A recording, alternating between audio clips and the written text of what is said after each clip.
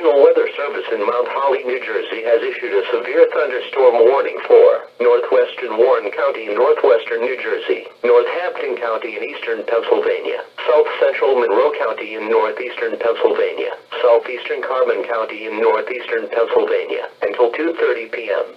At 2:04 p.m., a severe thunderstorm was located over Danielsville, or 11 miles east of Lehighton, moving east at 30 miles per hour. Hazard, 60 miles per hour wind gusts. Source, radar indicated. Impact, expect damage to roofs, siding, entries. Locations impacted include Nazareth, Bangor, Penardsel, Windgap, Bath, Belvedere, Harmony, Walnut Port, Belfast, Tatamy, East Bangor, Stormville, Bearsville, Danielsville, Columbia, Rossland, Roxburgh, Berlinsville, Kunkletown, and Delaware Water Gap. For your protection, move to an interior room on the lowest floor of the building.